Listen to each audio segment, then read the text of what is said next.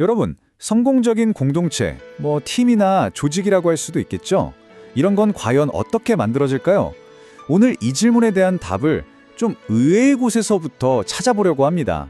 바로 한 야쿠르트 판매원 이야기와 무려 2000년 전 한 공동체의 이야기에서 그 청사진을 발견할 수 있거든요. 자, 지금부터 그 비밀을 하나씩 파헤쳐 보시죠. 자, 화면에 보이는 이 숫자 100만입니다. 1천만. 이게 대체 뭘 의미하는 숫자일까요? 믿기시나요? 이게 바로 한 야쿠르트 판매원분이 단 1년 동안 판매한 요구르트 개수라고 합니다. 정말 어마어마하죠? 최근에 TV 프로그램에도 소개되면서 많은 사람들을 깜짝 놀라게 했던 바로 그 이야기입니다. 아니, 어떻게 이런 일이 가능했을까요? 이게 그냥 운이 좋아서 우연이 된 걸까요? 절대 아니었습니다. 여기에는요, 아주 치밀하고 의도적인 노력이 숨어 있었어요. 말하자면 성공을 위한 명확한 청사진이 있었던 거죠. 그 청사진의 내용을 좀 들여다볼까요? 정말 대단합니다. 원래 좀 내성적인 성격이셨대요. 그래서 그걸 극복하려고 매일 거울 보면서 표정 연습을 하셨고요. 그리고 그냥 무작정 찾아가는 게 아니라 공장 직원들이 언제 간식을 먹는지 그 시간까지 다 파악해서 그때를 공략한 겁니다. 정말 전략적이죠. 심지어는 고객들 개인적인 고민 상담까지 해주면서 아주 깊은 신뢰를 쌓았다고 해요. 한 명 한 면을 그냥 고객이 아니라 사람으로 대한 거죠. 결국 이게 그냥 물건 파는 게 아니었던 거예요. 철저하게 계획된 진심을 다한 관계 맺기였습니다. 자, 이 이야기가 오늘 우리가 할 이야기의 핵심을 딱 짚어줍니다. 판매든 아니면 우리가 오늘 다룰 공동체를 만드는 일이든 성공이라는 건 절대 저절로 그냥 일어나는 게 아니라는 거죠. 반드시 뭐가 필요하다? 네, 바로 명확한 청사진과 그걸 꾸준히 밀고 나가는 의도적인 실천입니다. 그래서 말이죠. 이 청사진과 의도적인 실천이라는 원칙을 정말 기가 막히게 보여주는 고대의 사례가 하나 있습니다. 바로 안디옥 교회인데요. 성경 사도행전에 나오는 이 공동체를 뜯어보면요.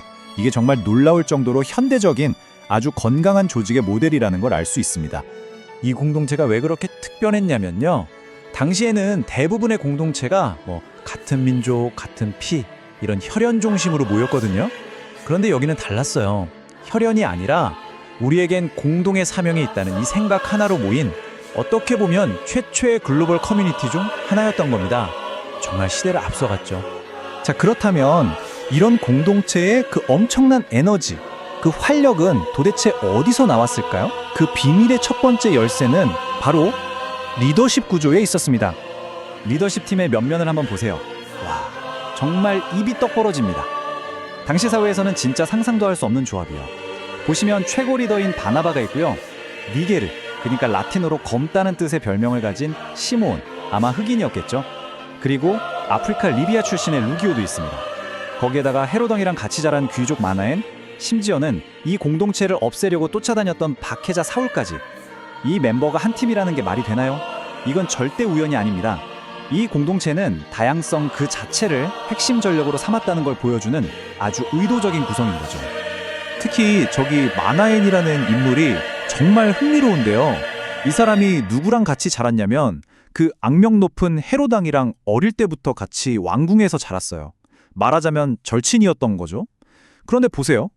똑같은 환경에서 자랐는데 한 명은 공동체를 세우는 위대한 리더가 됐고 다른 한 명은 사람들을 죽이는 폭군이 됐습니다. 결국 환경이 모든 걸 결정하는 게 아니라는 거예요. 어떤 선택을 하느냐가 인생의 방향을 완전히 바꿔놓는다는 걸 이 두 사람의 삶이 극명하게 보여주죠. 그러니까 핵심은 이겁니다. 보통 세상의 조직들은 자기랑 비슷한 똑같은 사람들끼리 모여야 힘이 생긴다고 생각하잖아요. 근데 안디옥 공동체는 정반대였어요. 서로의 다름을 인정하고 그 다름을 섞어서 시너지를 만들어내는 것, 즉 다양성을 통한 연합에서 진짜 힘을 이끌어냈던 겁니다.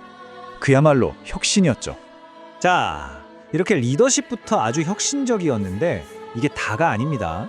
이 공동체가 건강하게 유지될 수 있었던 데에는 또 다른 비밀, 바로 두 가지 필수적인 기능이 완벽한 균형을 이뤘기 때문이에요. 그게 바로 모이는 기능과 흩어지는 기능입니다. 쉽게 말해서 안으로 다 같이 모여서 배우고 서로 지지해주면서 내적인 힘, 그러니까 내공을 쌓는 시간이 있고요.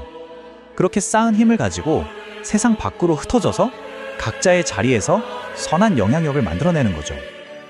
이 비유가 정말 기가 막히지 않나요? 딱 와닿죠. 생각해보세요.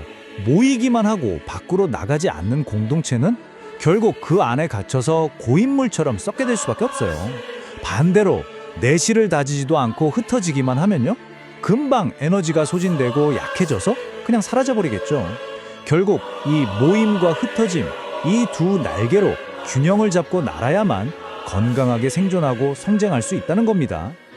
자, 이렇게 다양성을 갖추고 모임과 흩어짐의 균형까지 완벽했는데 이 공동체의 진짜 건강함이 시험대에 오르는 결정적인 순간이 찾아옵니다. 정말 어렵고 어쩌면 공동체의 운명을 바꿀 수도 있는 그런 결정이었죠.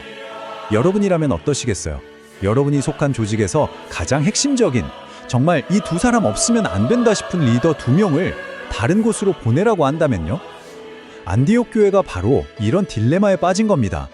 공동체의 기둥이었던 바나바와 사울을 다른 곳으로 보내라는 지시를 받은 거죠. 이게 그냥 리더 2명 정도의 문제가 아니었어요. 원문을 보면 리더들 명단의 맨 처음과 맨 마지막에 바나바와 사울의 이름이 나오거든요. 고대 그리스어 문법에서 이건 이 두 사람이 가장 중요하다는 걸 강조하는 표현입니다. 그러니까 요즘으로 치면 회사에서 가장 뛰어난 CEO랑 미래를 책임질 핵심 개발자를 동시에 경쟁사로 보내라는 말이나 똑같은 거예요.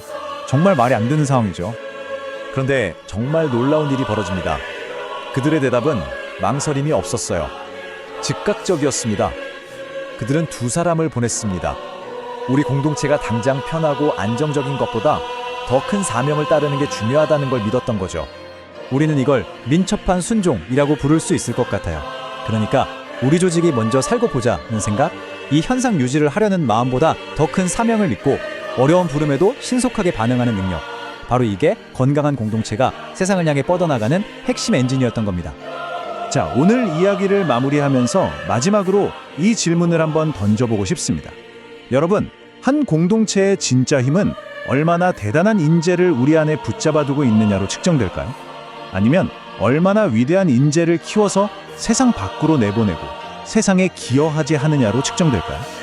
안디옥 교회의 이야기는 우리에게 진정한 강함이 무엇인지 다시 한번 깊이 생각하게 만듭니다.